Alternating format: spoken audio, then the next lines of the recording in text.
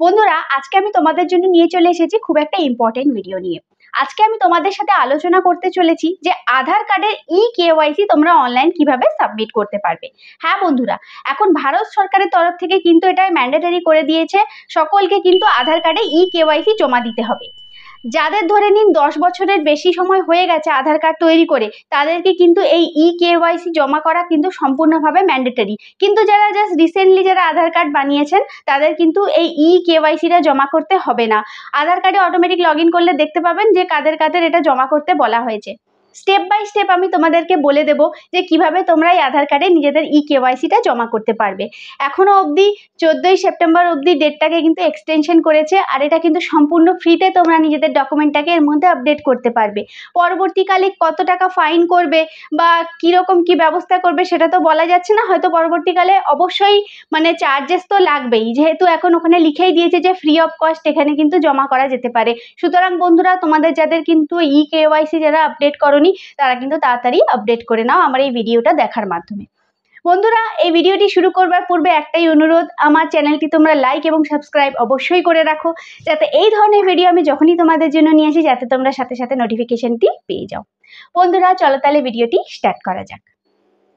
প্রথমে আপনারা Google Chrome থেকে একটি পেজ ওপেন করে নেবেন আর তারপর সার্চ করে নেবেন myaadhar.gov.in। একদম প্রথমে যে অপশনটা দেখতে পাচ্ছেন ঠিক সেই অপশনটাতেই আপনারা গিয়ে ক্লিক করবেন।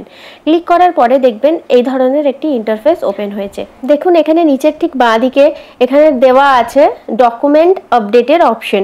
এখানে দেওয়া আছে this service is free of cost till 14/9/2024, অর্থাৎ 14ই সেপ্টেম্বর কিন্তু এটা পুরোপুরি ফ্রি অফ কস্ট সার্ভিস। পরবর্তীকালে কিন্তু এই ডকুমেন্টটা আপডেট করার জন্য এটা চার্জেবল হতে পারে।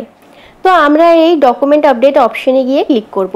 ক্লিক করার পরে দেখবেন এখানেও আবার সেম জিনিসটাই লেখা আছে। তারপরে দেখুন নিচের দিকে যে অপশনটা দেখতে পাচ্ছেন লেখা আছে ক্লিক টু সাবমিট, আমরা ঠিক এই অপশনে গিয়ে ক্লিক করব। এই ক্লিক টু সাবমিট অপশনে গিয়ে ক্লিক করার পরে দেখবেন এখানে আধারের লগইন চেয়েছে। এখানে আমাদের সেই আধার কার্ডের নাম্বারটা ইনপুট করতে হবে যেটাতে আমরা ডকুমেন্টটাকে আপডেট করতে চাই।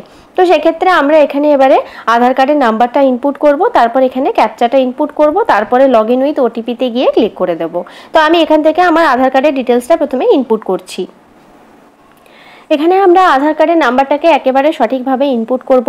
আমাদের এখানে আধার কার্ডের নাম্বারটা যেমন ইনপুট করা হয়ে গেছে, তারপর এখানে যে ক্যাপচাটি দেওয়া থাকবে এটা কিন্তু একদম সঠিকভাবে ইনপুট করবে, নাহলে কিন্তু ভুল হয়ে যাবে। সঠিকভাবে এখানে ইনপুট করে নেওয়ার পরে লগ ইন উইথ ওটিপি অপশনে গিয়ে আমরা ক্লিক করছি। এরপরে আমার সেই মোবাইল নাম্বারে একটি ওটিপি অলরেডি চলে আসছে, যেটাকে কিন্তু আমি এখানে নির্ভুলভাবে ইনপুট করে দিচ্ছি। আমার এখানে এই যে ওটিপিটি আমার মোবাইলে চলে এসছে, আমি এটাকে এবারে ইনপুট করছি। ওটিপি ইনপুট করে নেওয়ার পরে আমরা লগ ইন অপশনে গিয়ে ক্লিক করব। এখান থেকে লগ ইন অপশনে গিয়ে ক্লিক করার পরে দেখবেন এই ধরনের একটি ইন্টারফেস ওপেন হয়েছে, যেখানে লেখা আছে আবার যে এই 14/9/2024 অবধি কিন্তু এই সার্ভিসটা এখন অবধি ফ্রি অফ কস্ট, এবং পরবর্তীকালে কোনো না কোনো একটা চার্জেস অবশ্যই নেবে, নাহলে এই ধরনের লেখাটা দেওয়া থাকতো না। যাই হোক, তারপরে নিচের দিকে থাকা নেক্সট অপশনটাতে গিয়ে তোমরা ক্লিক করবে। তারপরে দেখবে এই ধরনের একটি ইন্টারফেস ওপেন হয়েছে। এই নিচের দিকে থাকা যে নেক্সট অপশনটায় ক্লিক করার পরে দেখবে এখানে ভেরিফাই ইয়োর ডেমোগ্রাফিক ডিটেলস, এই অপশনটা তোমরা দেখতে পাবে। সমস্ত আধারের যত কিছু ডিটেলস এখানে তোমাদের কাছে শো করবে, আর এই ডিটেলসগুলোকে স্ক্রল করে তোমরা নিচ অবধি দেখে নেবে। তারপরে দেখবে এখানে ঠিক নিচের দিকে একটি লেখা আছে যে I verify that the above details are correct.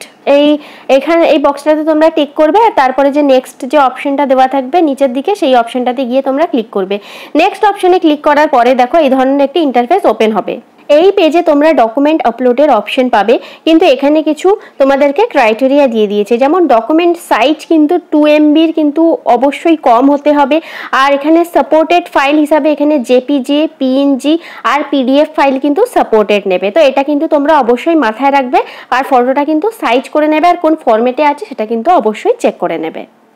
তারপরে নিচের দিকে দেখো যে please upload your proof of identity. এখানে আইডেন্টিটি প্রুফ আমাদেরকে এখানে একটা সাবমিট করতে হবে। তো এখানে অনেকগুলো অপশন দেওয়া আছে, সেগুলো চলো দেখে নেওয়া যাক কি কি।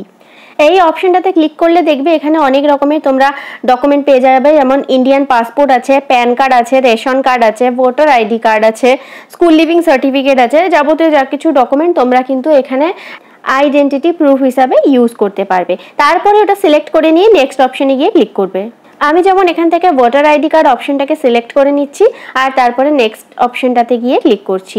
নেক্সট অপশনে ক্লিক করার পরে দেখবে আমি যেহেতু এখানে ভোটার আইডি কার্ডটি সিলেক্ট করেছি, তো এখানে একটি নোটিফিকেশন এসেছে। তো এখানে শিওর হতে বলেছে যে ভোটার আইডি কার্ডে তোমাদের নাম আর ফটোগ্রাফ আর রেসিডেন্সিয়াল যে অ্যাড্রেস বা স্ক্যান্ড ইমেজ ডকুমেন্টটা মানে সঠিক কিনা এটা এখানেই আর কি ওকে করতে বলেছে। তো এখান থেকে তোমরা ওকে অপশনে গিয়ে ক্লিক করবে। এখান থেকে ওকে অপশনে গিয়ে ক্লিক করার পরে দেখো এখানে ভোটার আইডি কার্ডটা কিন্তু সিলেক্ট হয়ে গেছে।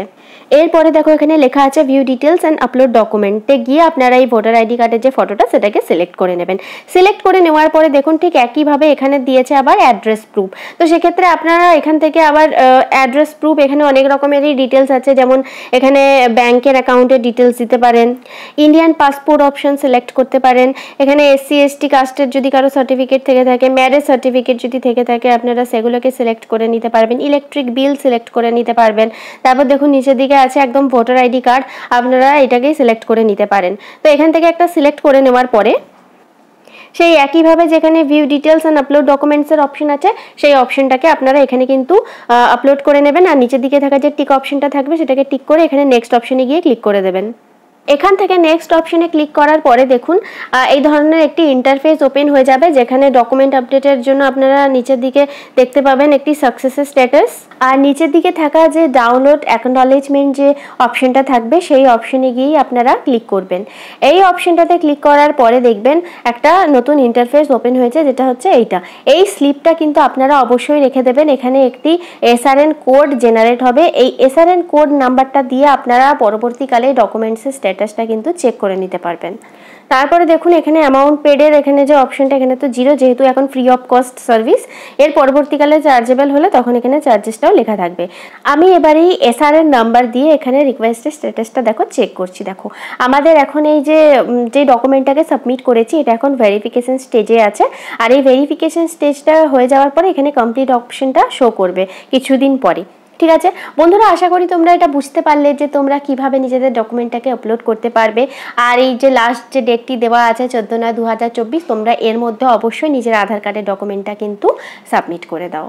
বন্ধুরা এই ভিডিওটি ভালো লেগে থাকলে আমার চ্যানেলটি তোমরা লাইক, কমেন্ট অ্যান্ড সাবস্ক্রাইব অবশ্যই করে দেবে।